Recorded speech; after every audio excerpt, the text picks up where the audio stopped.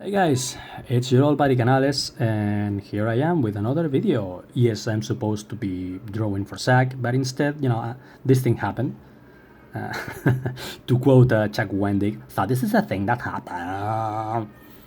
And yeah, I really felt the urge making a video talking about this subject. Apparently, Alan Moore is not only leaving comics, he also decided to do so while taking a jab at Comicsgate. Uh, well, this is, I don't know if you guys are familiar with League of Extraordinary Gentlemen, but I am. I bought the first two volumes and then a bunch of spin offs. Nemo, Roses of Berlin, whatnot. They were alright. I don't think they're Moore's finest work. I much prefer Swamp Thing, but okay.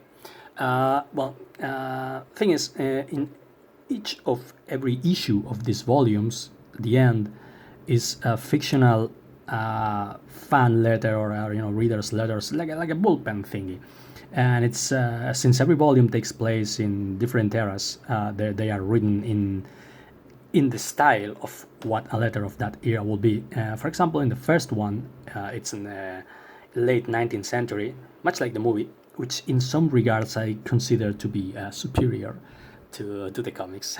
Change my mind. It's got like ads for the benefits of doing cocaine and stuff like that. Cocaine and rowing is the path to health. So it's really witty. Unlike this. Apparently, in the last volume of the League of Extraordinary Gentlemen, the last, and it's literally the last because apparently it's the last comic that Alan Moore is going to be writing in his life. This thing, let me frame it so you can see it properly. Well, I guess you can see it. So fuck it. There's not much to see anyway. Well, apparently, in the mentioned fictional letter section, this thing popped. Dear Al and Kev, as a middle-aged conservative incel, sitting which I'm going to use my Steven Toast voice. Hope that's alright. Dear Al and Kev, as a middle-aged conservative incel, sitting wedged behind my keyboard, trolling Alexandria Ocasio-Cortez with my Batman t-shirt covered in Pringles, can I just ask with a straight face why you are leaving the comics business? Yours, Hiram J. Comicsgate III, Oklahoma. Now that was sexy. Anyway, I have two things to say about this. One, I don't believe that Alan Moore wrote this. And two, if Alan Moore wrote this, I understand why he thinks it's time to retire. This is not witty at all. Any of those underpaid shits for brains writers and Mary Sue or Bleeding Cool could have written this.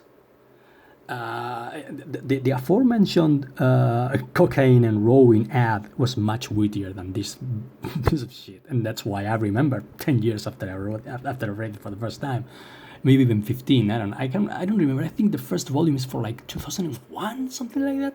Anyway, so yeah, I don't believe Alan Moore wrote this, and if he wrote this, yes, Alan, I can see why you think it's time to retire. This is not witty. This is not funny. This is not fun. But not only that, those are point A1 and point A2 of what I want to say. Point B would be this. I find it extremely hilarious that Alan Moore is taking jabs at people from Comicsgate who are known for saying, I don't like what you are doing to classical characters. Iron Man is not a black teenage girl. Iron Man is Tony Stark. Amadeus Cho is not the Hulk. The Hulk is Bruce Banner, etc., etc. Of course, you will be called a racist and a sexist and whatnot, but we know at the core of it what the truth is. We just don't want classical characters ruined. If you want more diversity, if you want more black or gay or female characters, just make them up and gently and sensually insert them into the continuity. Do not change pre-existing characters to fit your narrative, because no one likes that. In fact, Alan Moore himself didn't like that.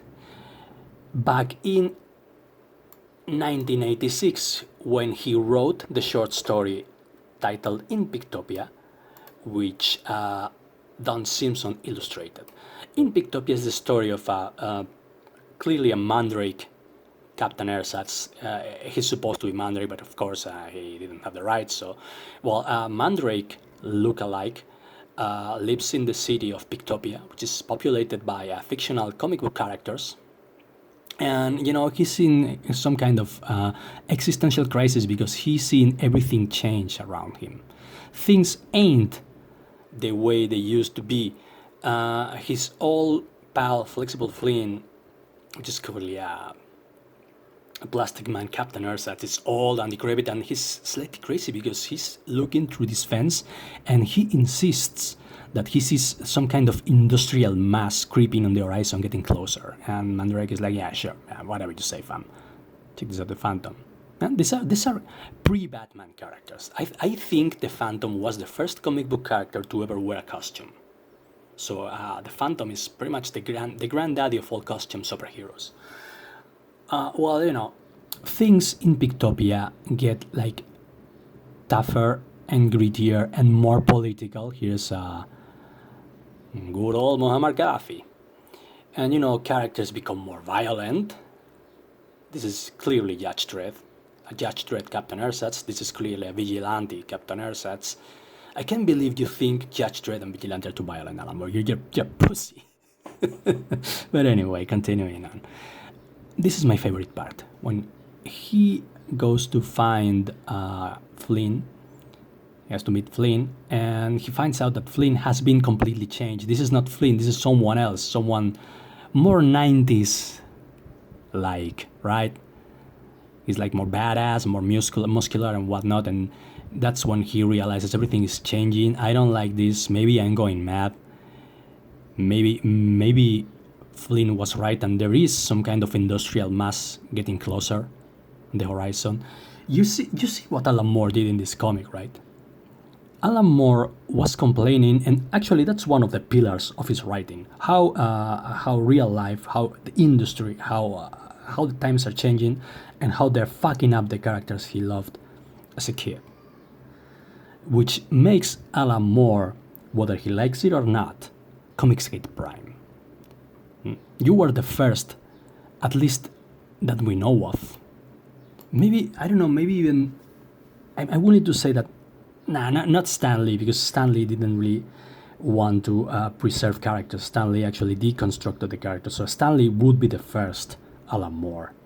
Would be the first. The whole Marvel comics was basically Watchmen in a different publishing house.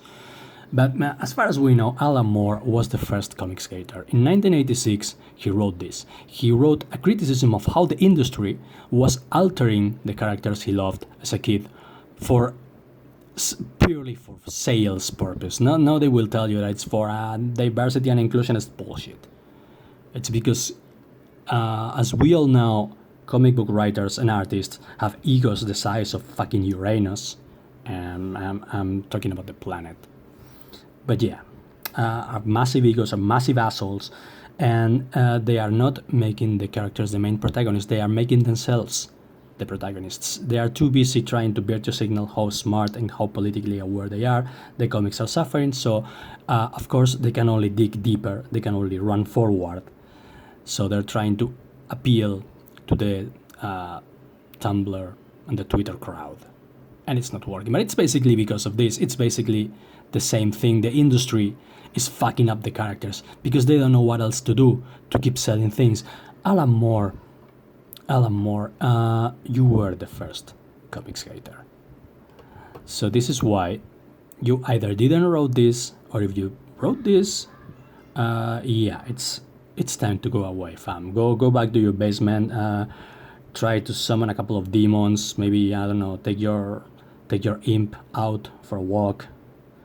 Hug your 3 wives or whatever the fuck your love life is now, because we all know that Alan Moore is not an incel, right? This guy lived in a perpetual threesome for several years with his wife and their mutual lover. This guy is anything but an incel. Jesus Christ, Alan Moore. And anyway, that's all I have to say about this. It's time to go back to working on Ironsides Part 2. Stay awesome.